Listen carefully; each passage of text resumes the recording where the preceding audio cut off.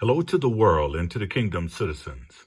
I greet you in the precious holy name of Yeshua Messiah, Yeshua HaMashiach, who said in his word, John 8:32, and ye shall know the truth, and the truth shall make you free.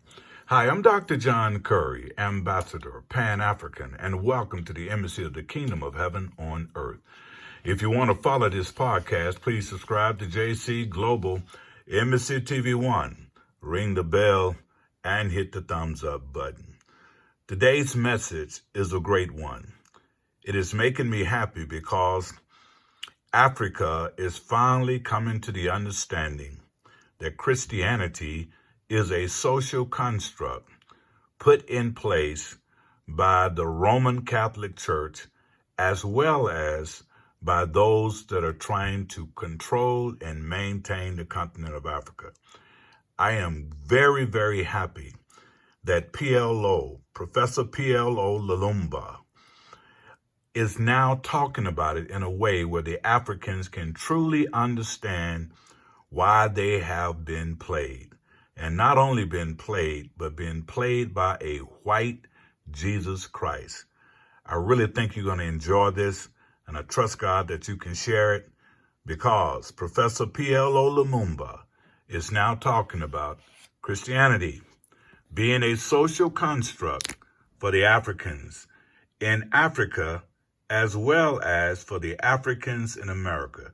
Now, I've been teaching this for the last 30 years, and now it's finally made it to Africa where they're about to do some major changes.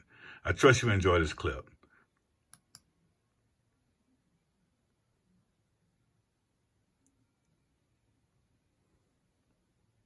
Bima Pub, urahisi wa maisha. But I'm in the business of reminding all of us that a prayer breakfast can become an annual ritual without more. Don't make it an annual ritual where we come to say with our mouths what we do not believe in our hearts. There must be a wedding between the words of our mouths and our deeds. That is what character is all about. And I also want to remind this audience, as the good book says, we must, in the nature of things, be Christians of Berea.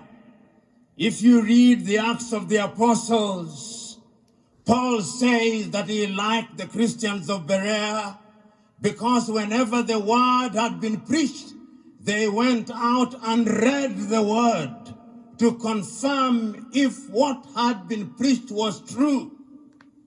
And I also want you to go and read. We are talking about character and the followership.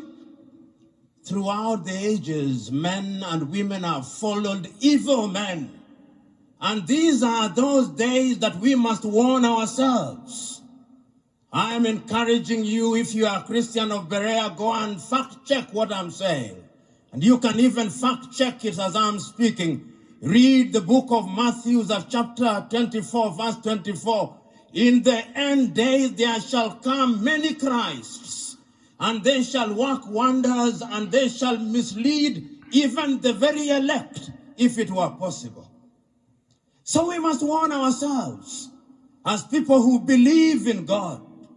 We must warn ourselves as Christians in the knowledge, as Paul writes in his second letter to Timothy, chapter 3, that there shall become a form of Christianity where we shall be lovers of ourselves, where we shall be boastful, where we shall have people confusing people, just as Jannes and Jambres confused the multitude.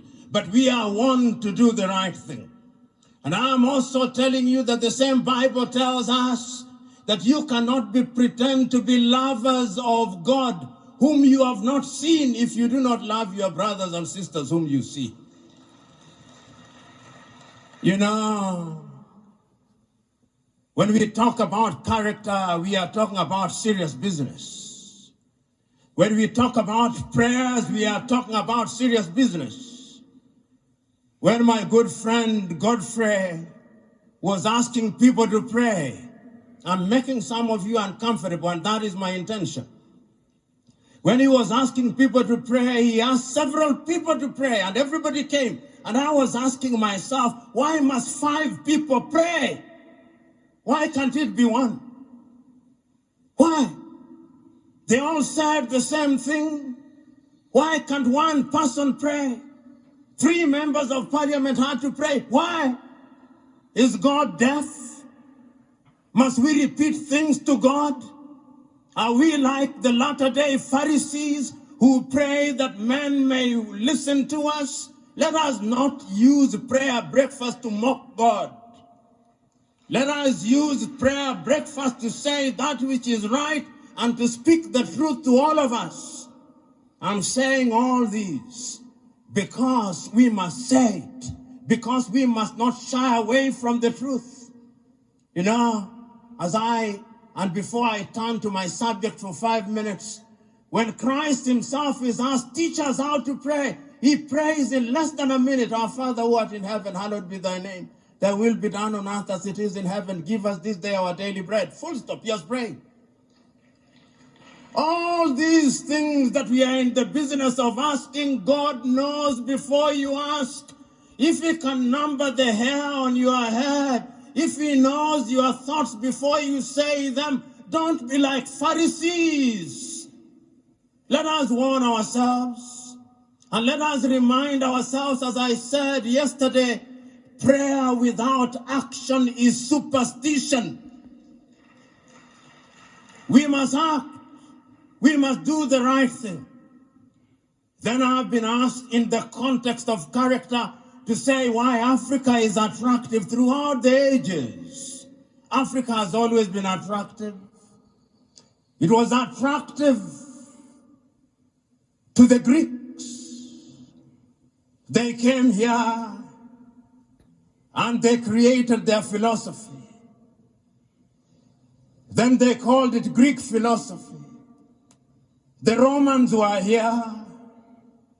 Christ himself, in the days of adversity, came here. Muhammad, the founder of Islam, was here. The Chinese were here. The Arabs were here. The Portuguese were here.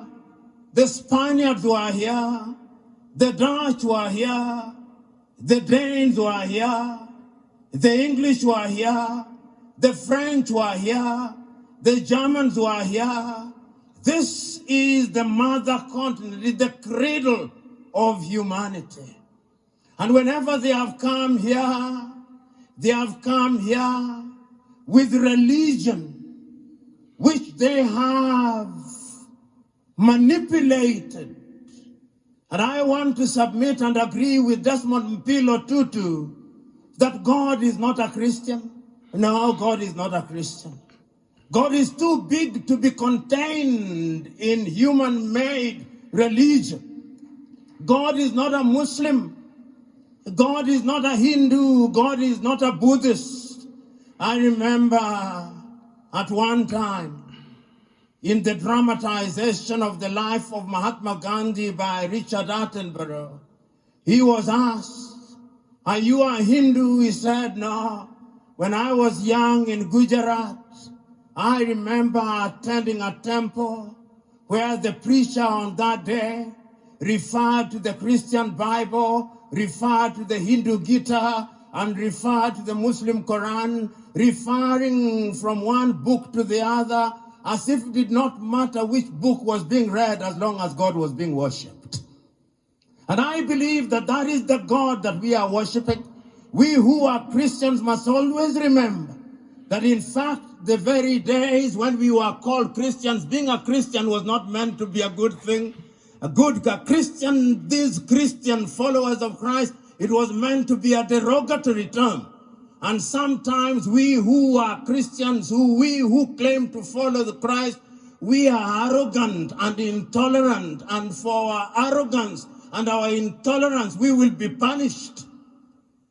There is a message, those of you who are readers of the works of God, in the Talmuds of the Torah, there is a story told that when the Israelites had been drowned, or rather when the host of the Pharaohs had been drowned in pursuit of Israel, and the Israelites were laughing and celebrating, it is said, God appeared unto them and said, why do you celebrate when my children have been drowned?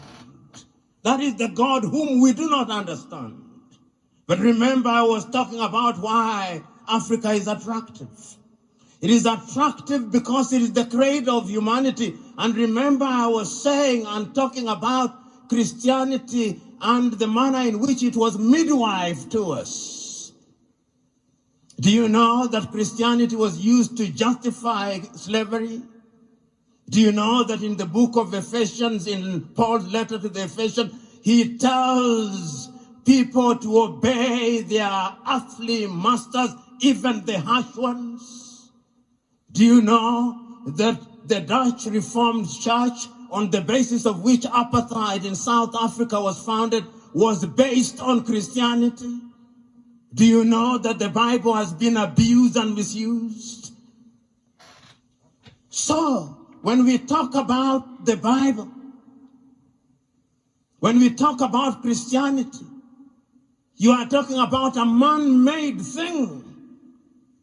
That is why we have the Roman Catholic man-made. That is why we have the Anglican man-made to allow King Henry VIII to marry. They are going to have a schism in the church sooner rather than later because of LGBTQ. Man-made. That is why we have SDA, man-made. That is why we have Presbyterian, man-made. That is why we have Methodist, man-made. Tell me which denomination Jesus belonged to. None. So when we have all these denominations coming here and the manipulators in order to steal our land, Africa is attractive initially because of us. We were commodities to be sold when they first came here. And you will be surprised that those who gave the authority was the Roman Catholic Pope. The initial exploration of the world in the 14th, 15th century to Christopher Columbus and Vasco da Gama, they had a purple bull to survey the whole world, to come and discover us. We are attractive because we were commodities. We are attractive because we are considered children of a lesser God. We were attractive as a continent after that because of the raw material that we had before the Industrial Revolution. They wanted our rubber. They wanted land to till coffee and tea and cashew nuts. Then they wanted our diamond and our gold and our cobalt. And their appetite never stopped. They sat in Berlin in 1884 to divide their hunting grounds. The countries that they created were not meant to be countries. They were hunting grounds. Tanganyika, as it was then called, was the hunting ground for the Germans. Uganda was for the British, as was Kenya, as was Zambia. The Italians are hunting ground in Libya and in Somalia. The French had their hunting ground in La Côte d'Ivoire, in Benin, in Togo, in New Sudan, now Mali. The Portuguese had hunting ground in Mozambique and in Angola and in Cabo Verde and Guinea-Bissau. The Dutch had hunting ground in South Africa and in Namibia. The Belgians had hunting ground in the Democratic Republic of Congo. These were hunting grounds. The hunters did not want to quarrel. They had fought for too long. They wanted to hunt with ease, and they did.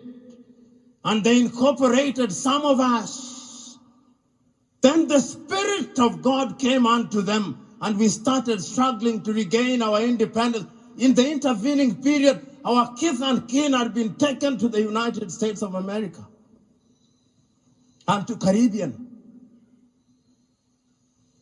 And they had been turned into slaves. They lost their language. They lost their names. You only have to watch Alec Haley's Roots, the story of Kinta Kinte, and know why they did it. Africa has been attractive for the wrong reasons. Then we regained our independence. And no sooner had we regained our independence than they tried to disrupt us. Did they not kill Patrice Emery Lumumba 10 months after? Did they not kill Sylvanus Olympio 1 year after independence?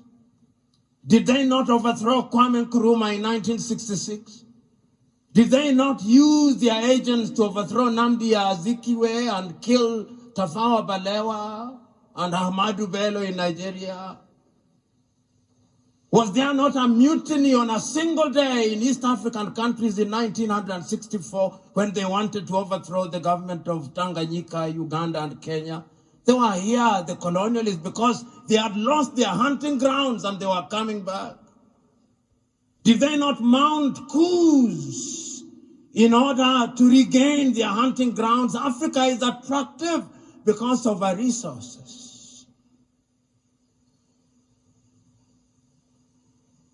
And if we do not wake up, we will be manipulated.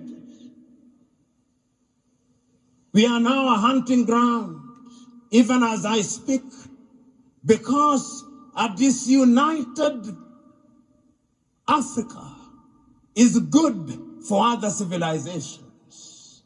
A disunited Africa is good for Europe. A disunited Africa is good for the United States of America. Disunited Africa is good for China. It is good for Russia. It is good for the Arabs. It is good for the Turks. In Kiswahili wanasema vita vya panzi furaha ya kunguru. So when we are in that state, we can be manipulated. And we are being manipulated. When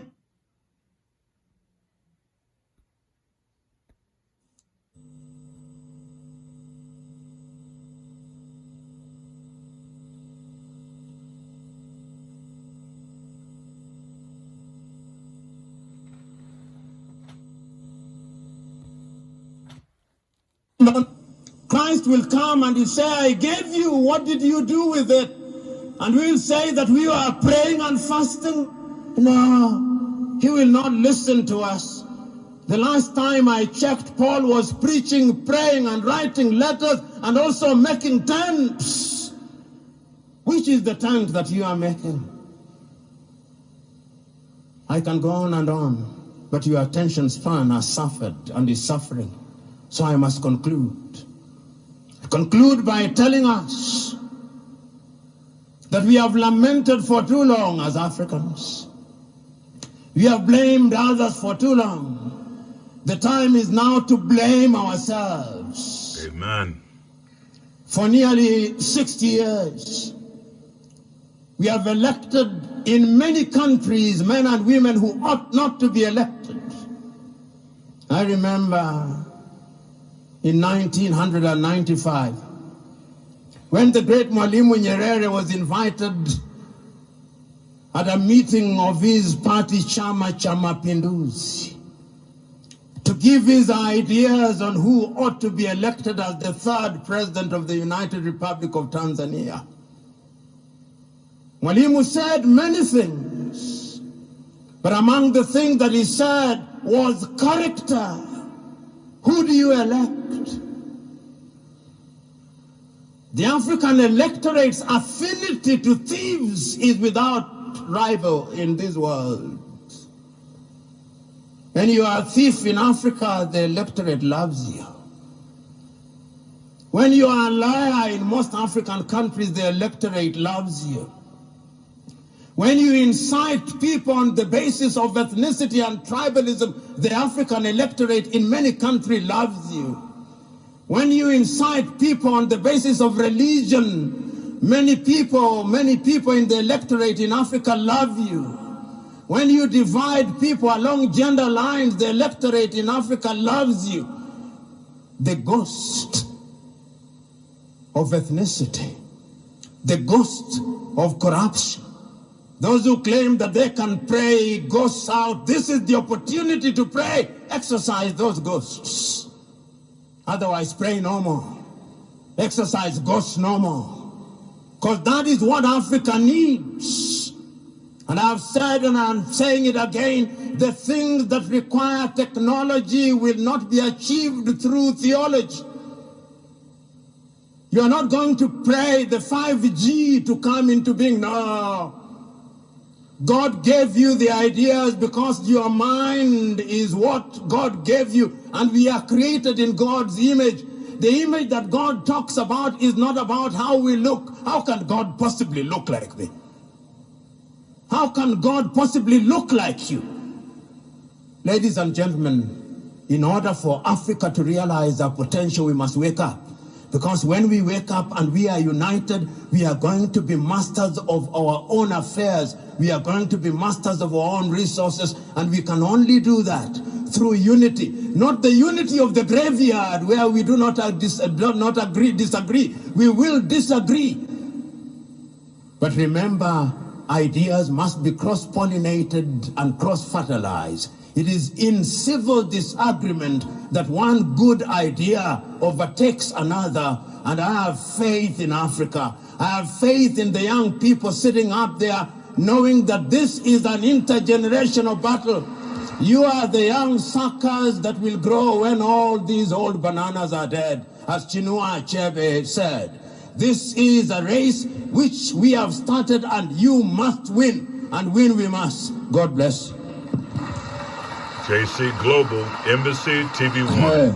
You have just heard.